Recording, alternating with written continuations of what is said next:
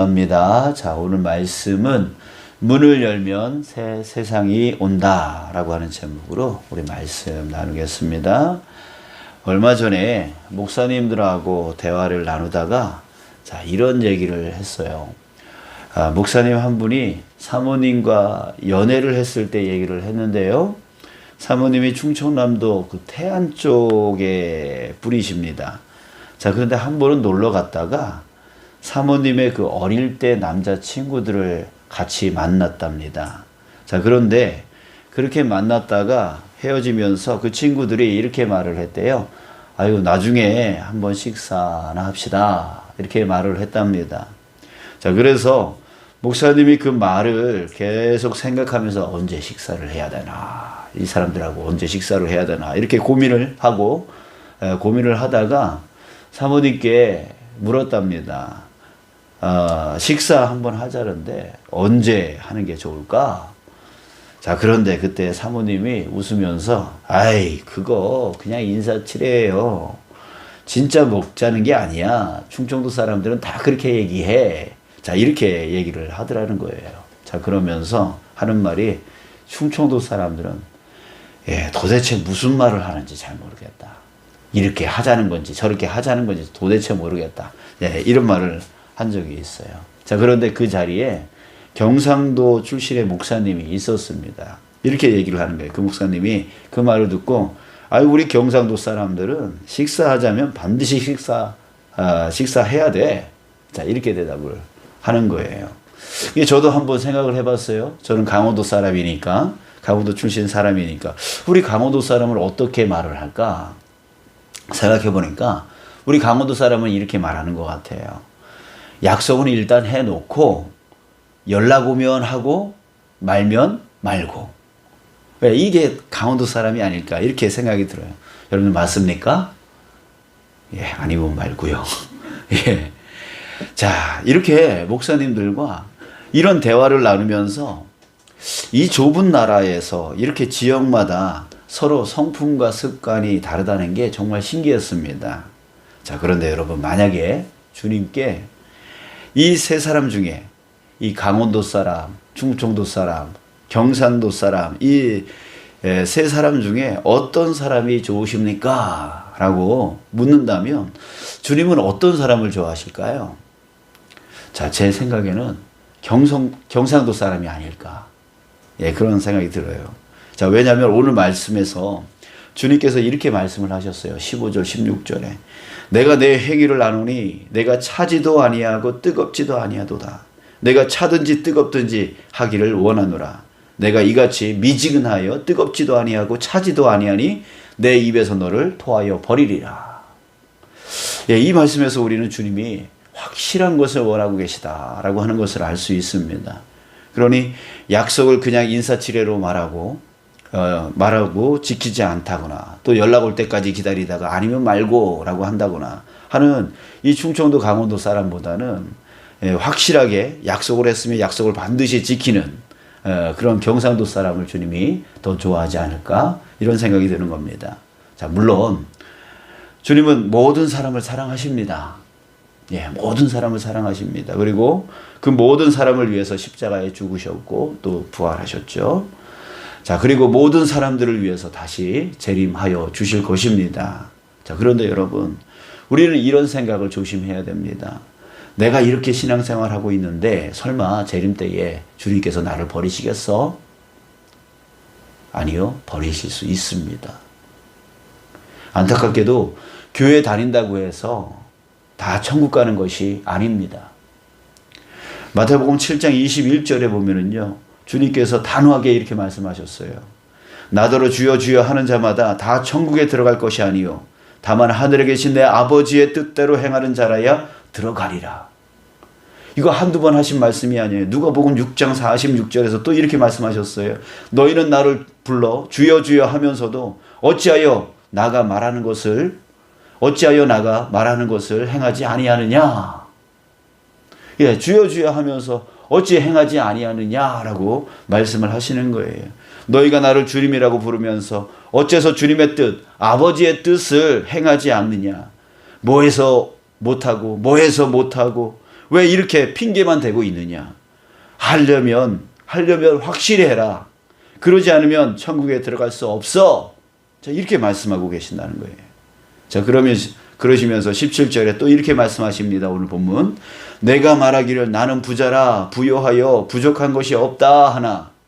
무슨 말이에요? 너희가 지금 나는 정말 신앙생활 잘하고 있어. 나는 이 정도면 괜찮아. 이렇게 말하고 있지만 그 다음 말씀. 내 공고한 것과 가련한 것과 가난한 것과 눈먼 것과 벌거벗은 것을 알지 못하는도다. 즉 실상은 네가 지금 얼마나 속빈 강정처럼 살고 있고 헛물 켜고 있는지 너희는 지금 알지 못하고 있다. 이렇게 말씀하시는 겁니다. 사랑하는 여러분, 주님께서 우리를 판단하실 때 너는 충청도 사람이니까, 너는 강원도 사람이니까, 그래서 너희들이 성품이 원래 그러니까 너희들은 어쩔 수 없지. 자, 그러니까 너희들은 성품이 원래 그러니까 그냥 통과. 이렇게 해 주실까요? 아닙니다.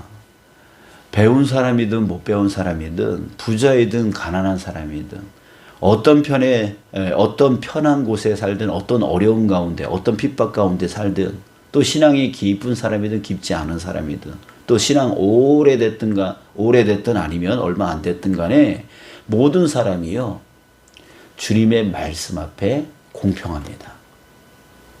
주님의 말씀 앞에 다 공평한 거예요. 그 모든 사람이 주여 주여 하면서 주님을 부른다고 천국에 들어가는 것이 아니라 오직 하늘에 계신 그 아버지의 뜻을 행하는 자, 어떤 형편에 있든지 간에 어떤 상황 가운데 있든지 간에 주님의 말씀 앞에 다 공평한 거예요. 주님의 말씀을 행하는 자, 그 뜻대로 행하는 자, 그런 자가 들어간다는 거예요. 천국에. 여러분 얼마나 공평합니까? 똑똑한 사람, 많이 아는 사람, 권세 능력 있는 사람 부럽지 않습니다.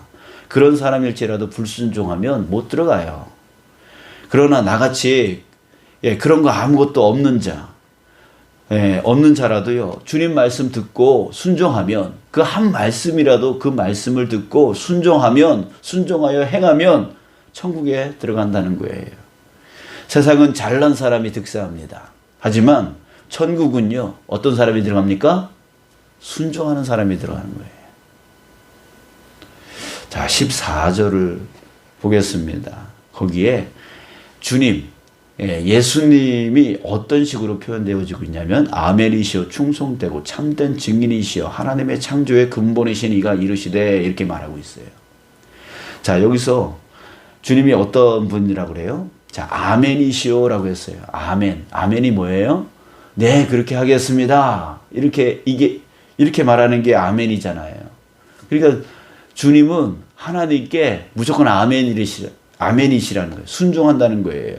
충성되고, 충성도 똑같은 말이잖아요. 끝까지 신뢰하며 순종하는 걸 충성이라고 그러잖아요.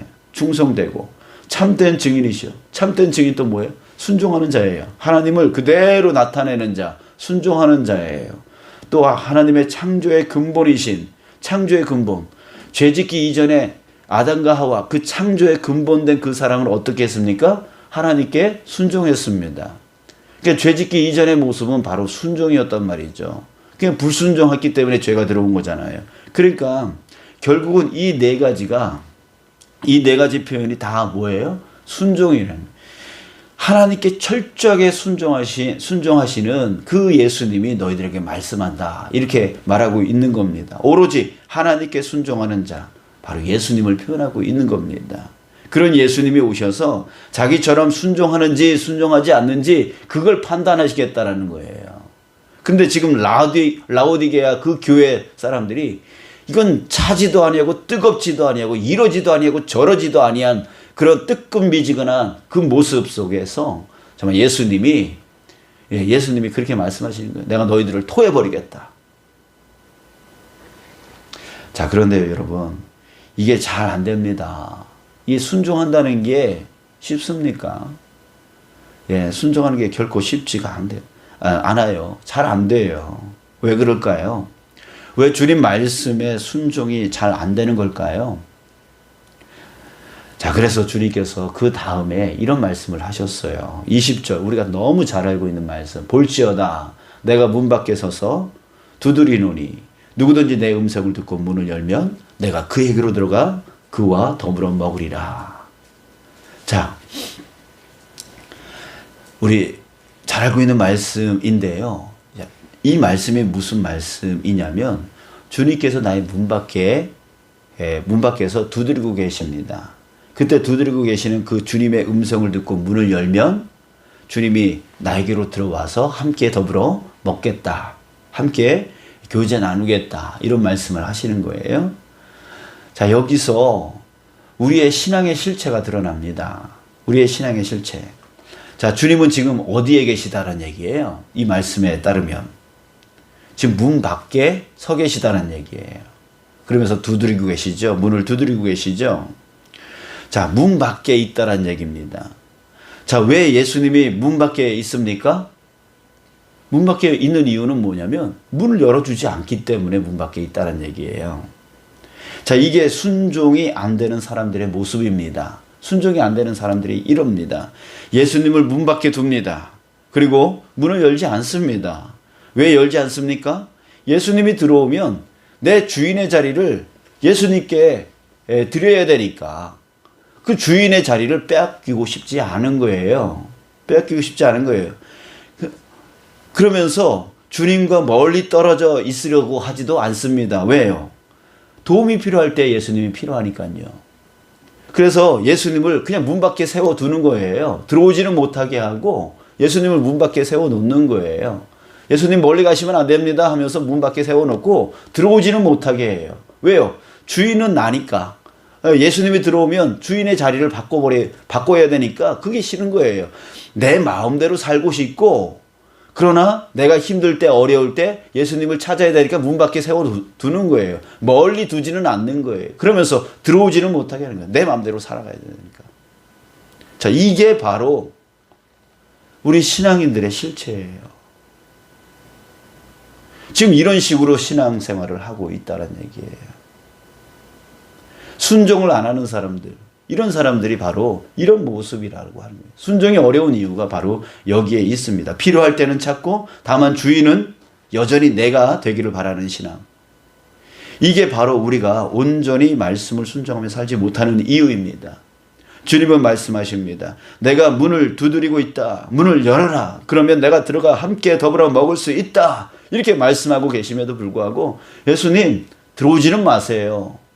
주인은 나니까 들어오지는 마세요. 그러나 멀리 가지는 마세요. 내가 필요할 때 찾아야 되니까. 이런 식으로 신앙생활을 한다는 거죠. 자, 주님은 오늘 이 20절 말씀에서 분명하게 말씀하고 있는 부분은 뭐냐면 내가 들어가서 너의 주인이 되려고 하는 것이 아니다 라고 말씀하고 계십니다. 주인 된다라고 말씀하신 부분이 없어요. 다만 무슨 말씀하고 계십니까? 내가 들어가 너와 더불어 먹고 너는 나로 더불어 먹으리라. 함께 교제를 나누면서 함께 살아가기를 원하시는 것이 바로 주님의 뜻입니다. 근데 우리는 들어오면 내 주인의 자리를 내가 주인인데 그 주인의 자리를 빼앗길 것이라고 생각을 하게 되어지는 거예요. 주님은 그게 아니에요. 그냥 더불어 같이 먹고 마시고 함께 교제 나누는 그걸 원하고 계시는 거예요. 자, 여러분들 이렇게 되어지면 어떻게 될까요?